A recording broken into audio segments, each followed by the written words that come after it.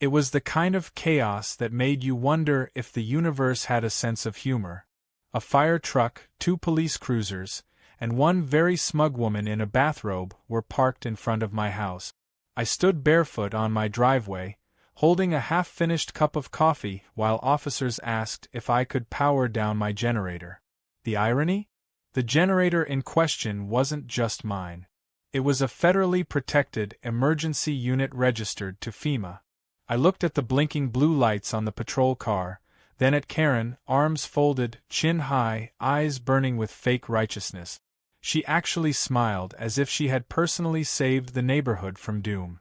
That's when I calmly said the words that flipped the entire mood like a switch.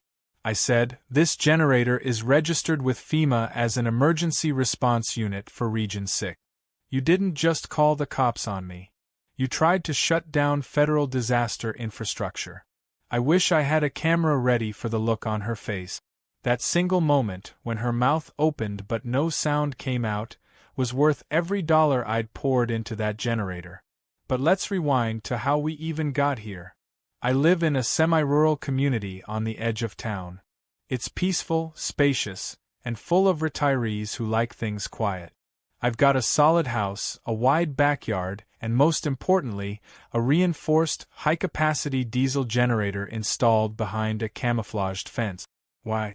Because I'm a disaster logistics contractor for FEMA, and when things go south, tornadoes, hurricanes, wildfires, I'm one of the people who help keep lines open and coordination flowing. That generator isn't just for me. It powers secure communications, backup routers, and encrypted hardware that links directly to federal network. It's loud, sure, but necessary. And completely legal. The trouble started 2 days before a major storm system was expected to roll in. As part of standard procedure, I ran a full 90-minute systems check to make sure the generator would kick on, hold load, and transfer back smoothly. I even gave the neighbors a heads up in our group chat. Most ignored it.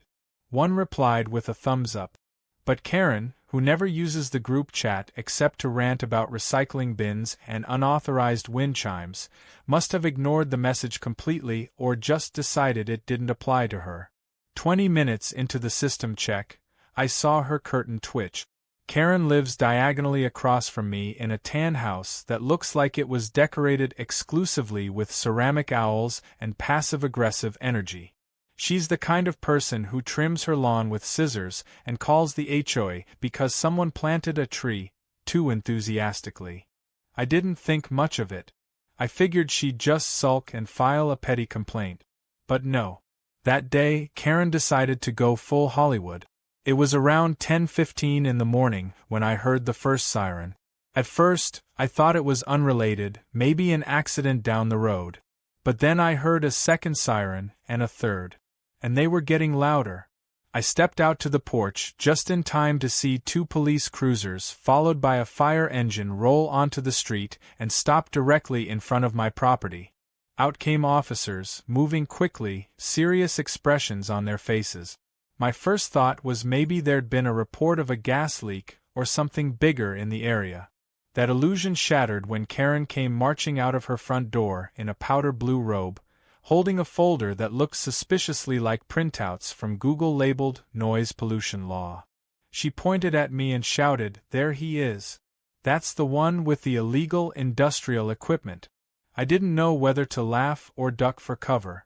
One officer approached and asked if I could explain the generator. I nodded and calmly walked him over to the secured enclosure, showed my FEMA certification, the serial registration, and the laminated Federal Emergency Clearance badge on the panel. While the officer examined the tags, Karen strolled over, still barefoot, and declared that she had recorded decibel levels and documented community disruption. I asked her if she knew what the generator was for. She replied, "Probably something illegal." That's when I dropped the bomb. This isn't just my generator. It's part of the regional FEMA emergency network. It's been approved, inspected, and is part of the contingency grid for storm response.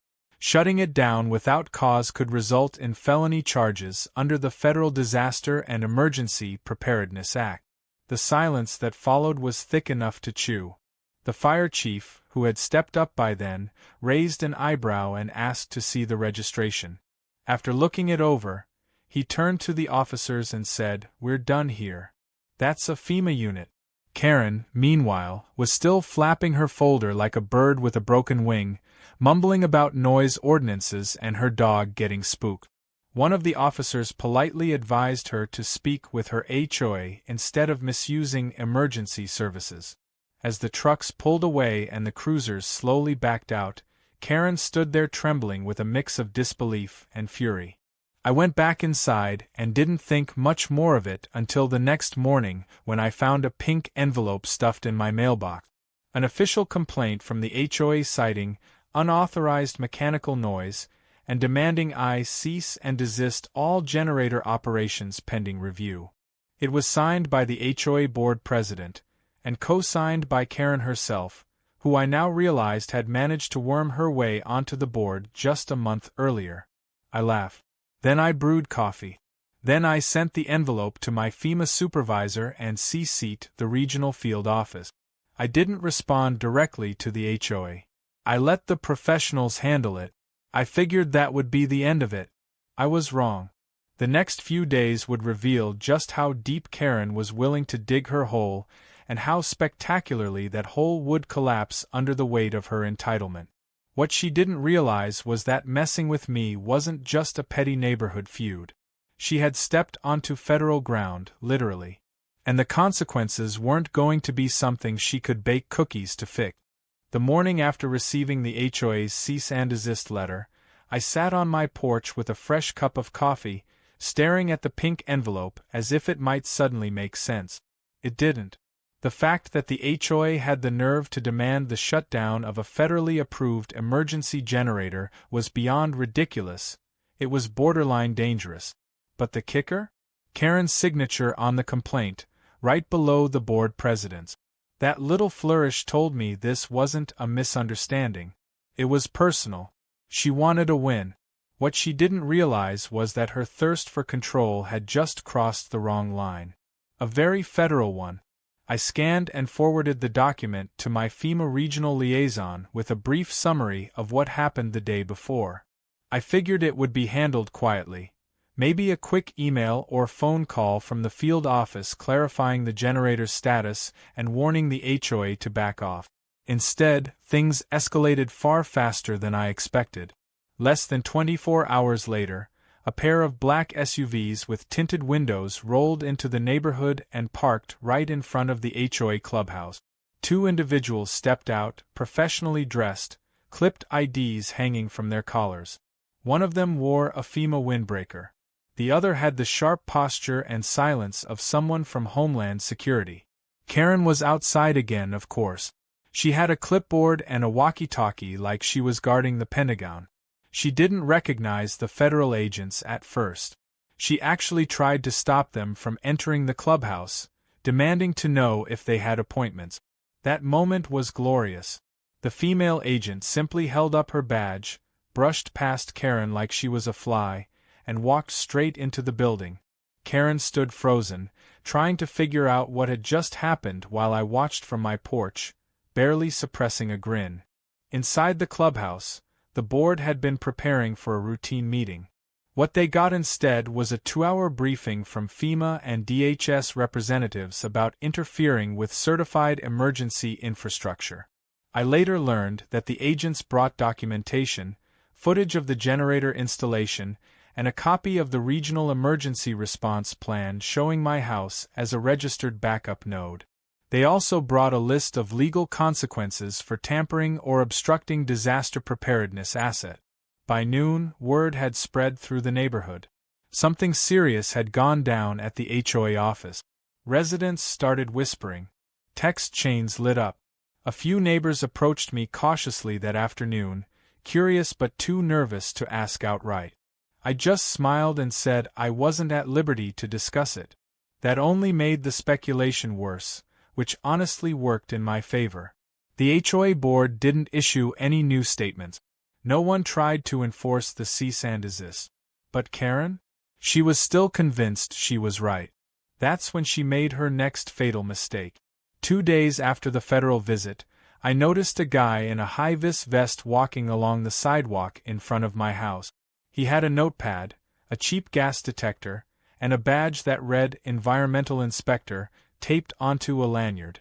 Something about him seemed off. His shoes were too clean. His gear was outdated. And the badge looked like it had been printed at a copy shop. I watched from my porch as he paced back and forth, occasionally writing notes. Then, without hesitation, he walked right onto my property, circled the generator enclosure, and pulled out a small metal probe like he was about to collect soil samples. I didn't say a word. Instead, I checked my security cameras, high-res, motion-triggered, and equipped with facial recognition linked to my cloud database. Every step the guy took was recorded in crisp 4K.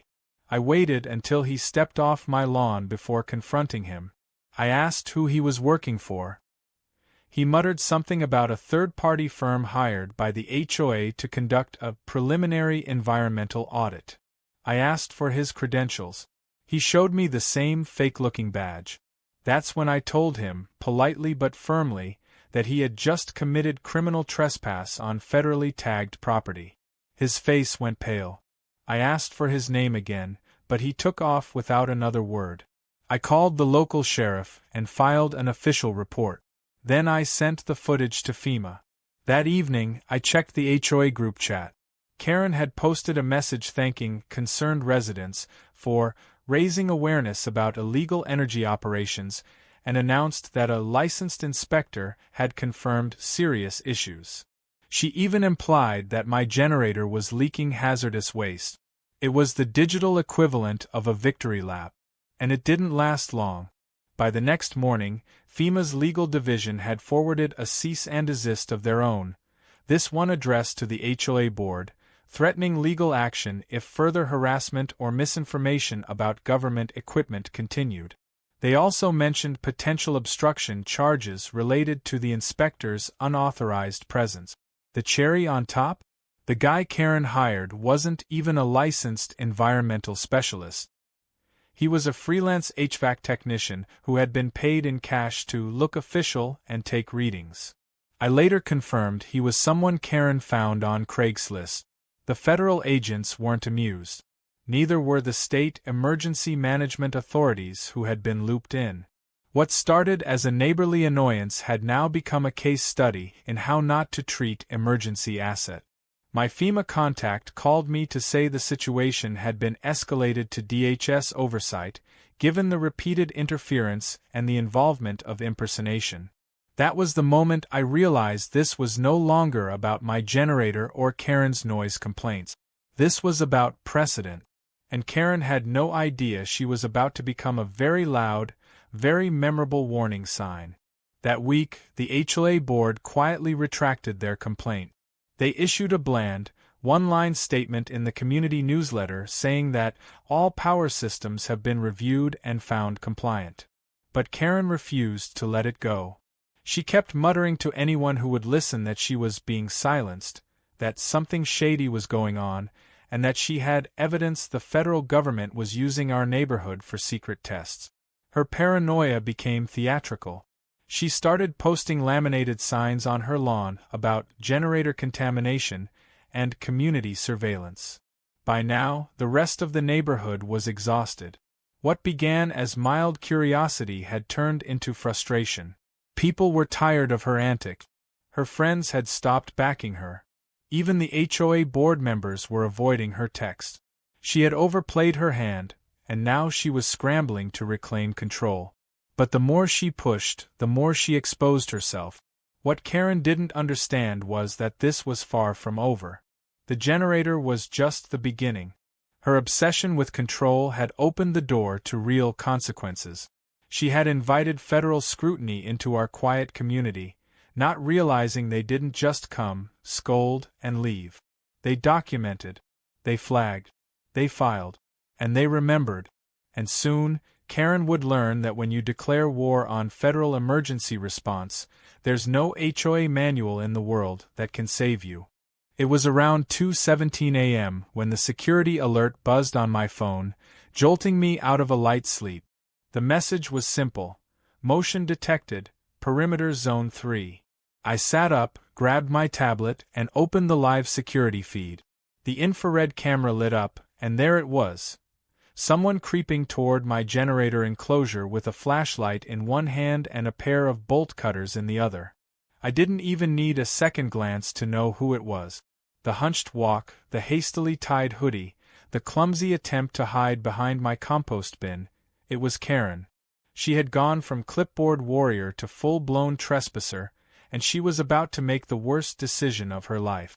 I watched in disbelief as she moved with the grace of a toddler sneaking cookies in the dark. She crouched near the security gate and examined the enclosure like she was on some kind of covert mission. Then, with a dramatic flourish that she must have thought was stealthy, she began clipping at the outer lock like she was disarming a bomb. Except this wasn't just a lock. It was part of a layered security system integrated into the unit itself. The generator was fitted with a tamper-sensitive enclosure. Once disturbed, a mild electrical deterrent pulse activated, not enough to harm, but definitely enough to deliver a very unpleasant surprise. When her bolt cutters made contact, there was a loud spark, a short crackle, and a sudden yelp that cut through the night like a firecracker. Karen recoiled violently, falling backward into a muddy patch of my lawn, her flashlight skittering off into the bushes. She scrambled up, one hand clutching her wrist and the other swatting at invisible enemies, then hobbled away limping, vanishing into the dark like a cartoon villain who just got outsmarted by her own trap. I didn't chase after her. I didn't even call her name. I simply saved the footage to a secure drive, backed it up to 2 cloud servers, and called the county sheriff with a simple, calm report. Attempted tampering with federal property, suspect identified, video evidence available. They said they'd be sending someone over in the morning. By the time the sun came up, the neighborhood was already buzzing. Someone had apparently seen Karen limping back to her house in the early hours. Rumors were flying faster than I could track.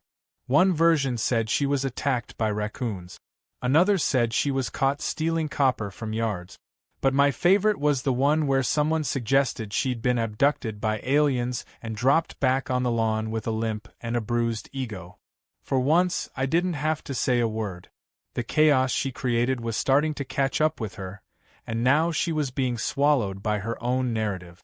Around 10 a.m., a sheriff's deputy knocked on my door.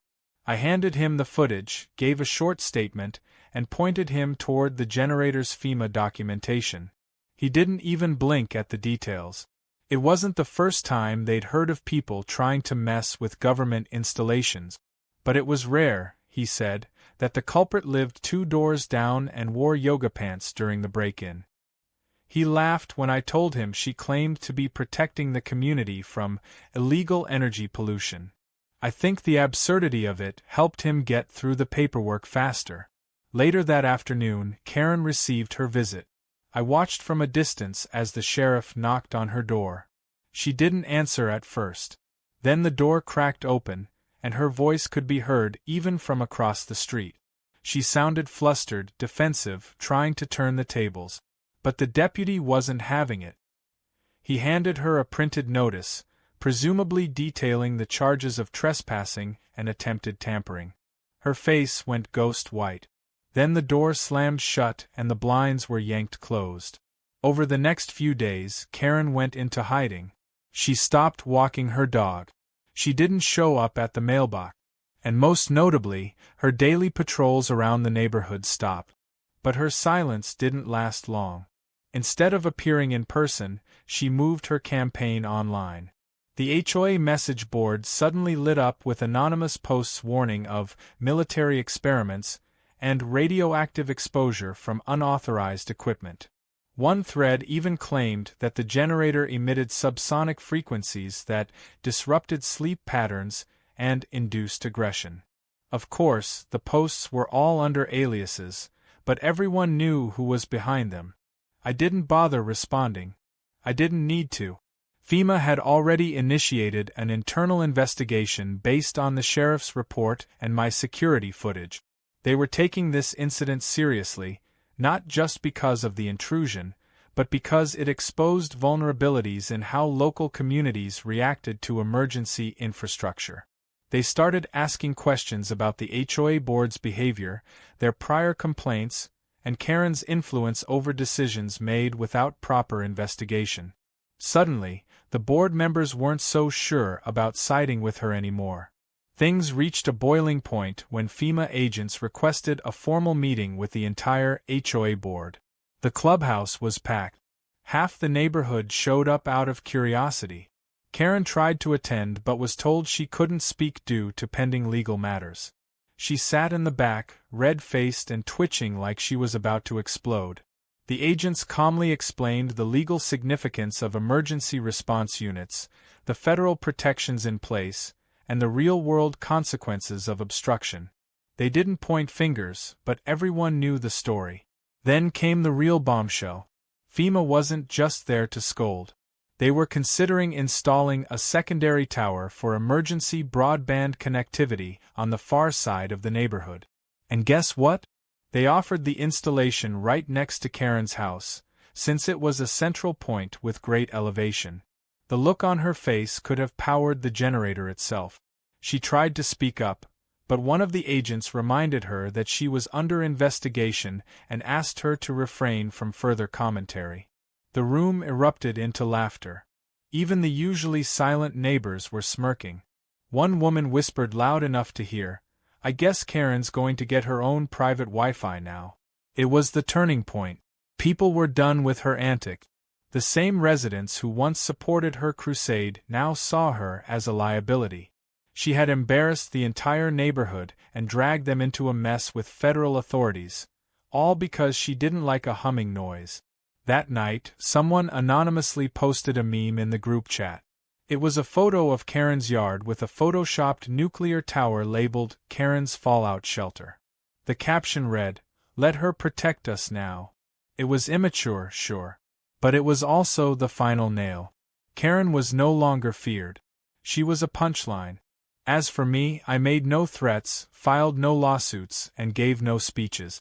I simply upgraded my generator's housing with a reinforced shield and added an extra camera facing the street. Then I did what Karen never could, minded my own business.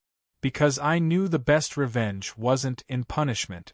It was in making sure she watched me win without ever raising my voice. And as far as I could tell, Karen had a front row seat to every second of it. The following week felt like a strange kind of quiet victory. Karen's absence from the neighborhood was as noticeable as her presence used to be. The sidewalks felt more peaceful, the community message board was free from her passive-aggressive policing, and not once did I hear the sound of her shrill voice echoing through the cul-de-sac. But while she was laying low, the consequences of her little nighttime sabotage adventure were still unfolding. The sheriff's department had submitted its final report to both the local court and FEMA. DHS had tagged her name in a federal database. She wasn't arrested, but she was charged with misdemeanor trespass and tampering with federally protected equipment, with fines and probation likely to follow. Her HOA seat was quietly suspended, though the board didn't release any official statement about it, probably out of sheer embarrassment. Meanwhile, word of what happened had begun spreading far beyond our little neighborhood. It started with a short article in a local news blog, just a few paragraphs outlining how a resident had interfered with a FEMA backup system, triggering a federal response. But within days, a local news station picked it up and ran a short segment. They showed B-roll footage of our street, including the security camera footage I had allowed them to use, showing Karen approaching the generator at night. Her face wasn't blurred, and the sight of her stumbling backward from the jolt became the visual they played in slow motion, over and over again. From there, it exploded. The video clip got shared on a viral Twitter account known for Karen's Getting Served content. Then Reddit picked it up. The r/EntitledPeople subreddit featured a full write-up of the saga, and someone even pulled screenshots from the HOA message board that Karen had spammed weeks prior. People couldn't believe it. The top comment read, "She tried to shut down FEMA? That's not a Karen." That's a whole disaster. Another person joked that she mistook the generator for a UFO engine and was trying to reverse engineer it. Neighbors began showing up at my door, not to complain, but to laugh. One man who had never spoken to me beyond a polite wave brought over a six-pack and said, "You're a local legend now." Even the quiet retired couple 2 houses down offered me their lawn chairs so I could sit out and enjoy the view in peace. The mood had shifted entirely. I wasn't the guy with the noisy generator anymore. I was the guy who accidentally exposed the most self-important neighbor in the state. But the real turning point came during the next HOA meeting. Karen didn't show up, though it was rumored she was trying to rally people to stand against government overreach.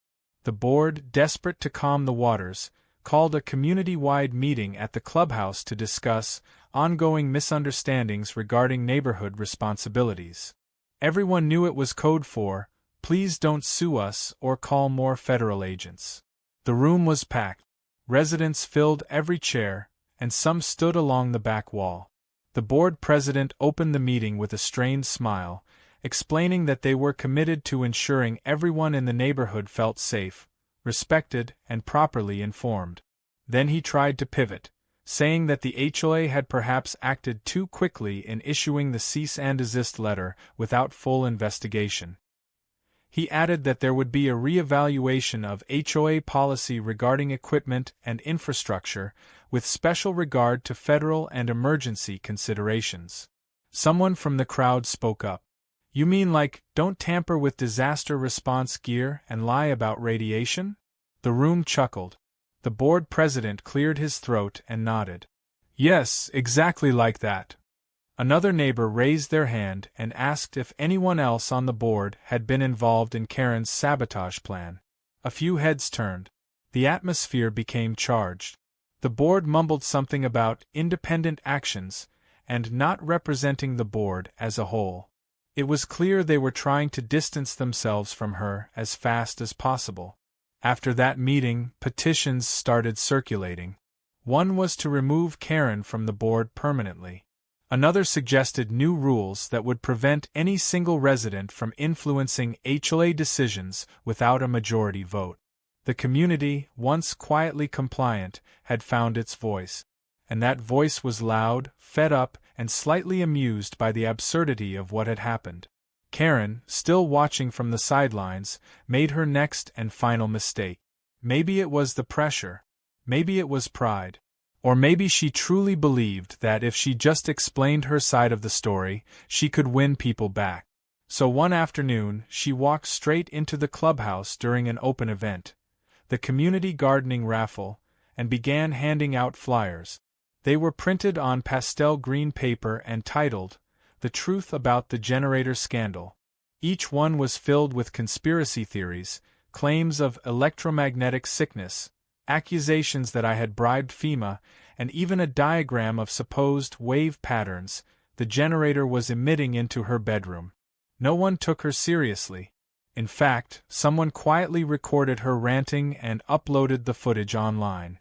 The caption read, "Karen doubles down after frying herself on a generator fence, still blames science."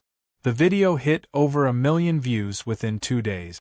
Karen had become a meme, a cautionary tale, a caricature of entitlement. She wasn't feared anymore. She was entertainment. She was internet famous for all the wrong reasons. And just like that, the very thing she had tried to control, the narrative, turned against her. She stopped showing up in public entirely. Her blinds stayed closed. Her yard began to look unkempt. Someone spotted a real estate agent's car parked outside her home. Then one day, a large white moving truck appeared, and by sundown, the house was empty. No goodbyes. No explanations. Just a quiet departure, like a bad storm that finally moved on. The neighborhood didn't throw a party. There was no celebration. But the silence left behind felt like closure. The board quietly confirmed her resignation. The HOA revised its bylaws to include federal equipment exceptions. And as for me, I received a letter from FEMA a few weeks later. It was formal recognition for maintaining the security and operational status of my backup unit under public harassment. Enclosed was a small plaque that read, "Resilience in the Face of Entitlement." I mounted it to the generator enclosure with a stainless steel bracket. I didn't speak much about it after that. I didn't need to. Everyone knew the story. Everyone had seen how far Karen was willing to go to be right, and how far she fell when she realized she wasn't. Her downfall wasn't a result of retaliation. It was the result of her own arrogance, amplified by a community that finally saw her for what she was, a walking tantrum in search of control. In the end, all I had to do was stand my ground, trust the system, and let the facts shine louder than the hum of a generator. And as it turned out, that hum wasn't noise at all. It was justice humming in the background, steady and unstoppable. Summer rolled in with a strange new piece. The HOA newsletter came out with a full-page feature on neighborhood resilience, and it didn't mention Karen even once. The house across the street stayed empty for 2 weeks after her quiet departure, the blinds drawn and porch lights still broken. No more late-night spotlight sweeps from her motion detector, no more daily patrols with her clipboard and a look like she was personally inspecting everyone's moral compass. It was like someone had lifted a fog that had crept over the neighborhood without anyone realizing just how thick it had gotten. The difference was visible in everything. People smiled more. Conversations lasted longer than a nod and a glance. Kids played without getting stared down for being too loud. And me? I finally got to do what I wanted without worrying about someone threatening me over a piece of equipment that had done nothing but protect the entire community. I spent a few mornings upgrading my setup. FEMA had authorized a secondary repeater installation on my property, a small, low-profile unit that extended signal coverage during disasters. The new equipment was quieter, more efficient, and drew less power. It also came with a permanent federal placard, laminated and secured in a metal case next to the generator, stating in large block letters that the unit was part of a Department of Homeland Security emergency communications grid. That alone would be enough to scare off the next wannabe inspector or overly curious neighbor. Not that anyone else seemed interested anymore. If anything, people went out of their way to leave that part of my yard alone. Then came the most unexpected twist of all. The property Karen had lived in didn't stay empty for long. One afternoon, a large black pickup truck pulled into the driveway. A man stepped out, tall, built like a linebacker, wearing sunglasses and a t-shirt that said, "Don't tread on me," with a faded military patch on the sleeve. Then another figure appeared, a woman in combat boots unloading a German shepherd from the back seat. I stood on my porch with a coffee in hand, watching them carry boxes inside with quiet efficiency. I didn't recognize them at first, but a day later, I got a knock on my door. The man introduced himself as Derek, former Army communications officer, recently retired and moving in with his sister to help her run her security consulting business. The woman with the dog was his sister, Lila. She'd spent 8 years with the Air Force, specializing in tactical response systems. When I told them what I did for FEMA, they both broke into smiles. Derek laughed and said, "So you're the guy Karen tried to fry herself over." Lila grinned and said, "We saw the video. You handled it like a champ." That's when I realized they knew the whole story. Apparently, Karen's clip had made it through military circles too. Derek told me the footage had been shown during a safety briefing at his old unit as an example of how not to engage with federal installations. I couldn't stop laughing. He even pulled out his phone and showed me a screenshot of Karen midfall, photoshopped with cartoon lightning bolts and the caption, "Natural Selection, HOA Edition." I didn't know whether to be flattered or concerned, but I took it in stride. The new neighbors brought a whole different energy to the block. Quiet, respectful, and completely unbothered by the generator. In fact, Derek offered to help install a second fuel tank to extend the generator's runtime. We worked on it over a weekend, and during one of our breaks, he told me Karen had left more than just bad energy behind. Apparently, when she sold the house, she left a locked filing cabinet in the garage. It had been pried open by the movers, who found dozens of printed emails, HOA complaints, drone photos of people's yards, and even a hand-drawn map of power lines, phone boxes, and suspicious electronics labeled in red. Lila said it looked like something out of a movie about paranoid conspiracy theorists. They joked about framing some of it and hanging it in their hallway. I told them I'd help design the exhibit. What struck me most wasn't just that Karen had been obsessive, it was how much effort she'd spent trying to control what wasn't hers. All that time, all that anger, wasted on a fantasy that she had authority where none was given. And in the end, she wasn't pushed out. She exposed herself. The neighborhood didn't rise up against her with torches and pitchforks. It simply stepped aside and let her keep digging until there was no ground left beneath her feet. Eventually, the legal process wrapped up. Karen pled no contest to trespassing and unauthorized interference with emergency infrastructure. She paid a hefty fine and was banned from serving on any HOA boards in the state for 5 years. There was no jail time, but her probation included mandatory community service, ironically assigned to a city emergency management team. According to someone in the county office, she now spent her Saturdays restocking storm shelters and labeling emergency supply bins, supervised the entire time. Back in the neighborhood, things returned to a new kind of normal. The HOA meetings were calm, productive, and, for once, pleasant. The board installed a suggestion box, made meeting minutes public, and stopped enforcing arbitrary rules about lawn decorations. One neighbor even planted a row of gnomes wearing safety vests in his front yard as a tribute to the generator incident. Nobody complained. In fact, a few others added their own miniature emergency workers beside them, and before long, we had a full diorama of first responders lined up along the street. Looking back, I never set out to become the guy who stood up to a rogue HOA member. I didn't seek revenge or drama or a viral moment. I just wanted to make sure I could do my job, protect people in emergencies, and live in peace. Karen made that difficult, but in doing so, she revealed the power of simply standing your ground. I didn't yell, threaten, or escalate. I trusted the law, the truth, and the technology one had built into my home. And in the end, those were the only things that held firm. One evening, Derek, Lila, and I sat around a fire pit in my backyard with a few other neighbors. The dog lay nearby, curled up and snoring. The stars were out, the air warm, and the generator buzzed gently in the background, humming like it always did. Lila raised her glass and said, "To FEMA, fair warnings and fried Karens." Everyone laughed. It wasn't cruel. It wasn't mocking. It was closure wrapped in a moment of calm. We clinked glasses and the night carried on. And as the firelight danced across the lawn, I looked at the plaque on the generator's casing, still shining, still intact. Resilience in the face of entitlement. It wasn't just a statement.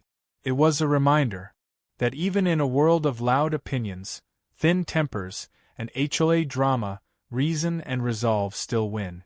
Not always loudly, not always instantly, but always eventually. And sometimes, all it takes is a hum in the dark and a neighbor who refuses to back down.